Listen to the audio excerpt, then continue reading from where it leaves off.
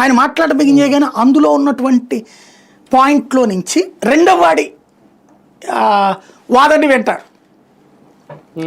ఇప్పుడు వీడు మంచోడు అంటే అట్టించిన వాదన. ఇప్పుడు ఫర్ ఎగ్జాంపుల్ చంద్రబాబు నాయుడు గారు అద్భుతం, ఆయన రాష్ట్రాన్ని అసలు ఇవాళ మనందరం అన్నం తింటున్నామంటే చంద్రబాబు గారి వల్లే, మనం పిల్లలు వీళ్ళందరూ బతుకుతున్నారంటే చంద్రబాబు గారి వల్లే అనేది తెలుగుదేశం మన మైండ్లలో ఎట్లా చేస్తుంది?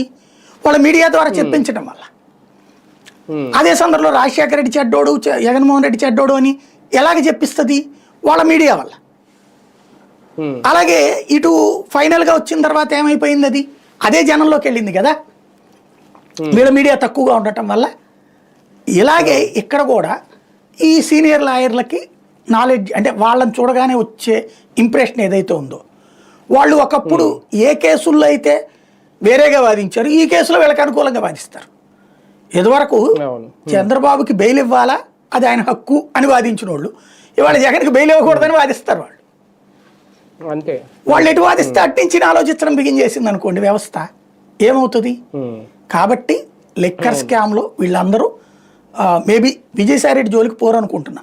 మేబీ మోడీ అమిత్ షాల ఆశీస్సులు ఆయనకు ఉన్నాయి అని నేను వింటున్నా. ఎందుకంటే ఇతన్ని పిలిచారు కానీ మిథున్ రెడ్డి మీదన, విజయసాయి రెడ్డి జోలికి పోలే. మొన్న ఏదో పిలిచారన్నారు, తర్వాత ఆయన వెళ్ళలేదు అన్నారు. ఏమో అసలు వెళ్ళారో లేదో కూడా బయటికి తెలియలే బేసిక్గా. ఇంకోటి ఆయన జోలికి పోవట్లా.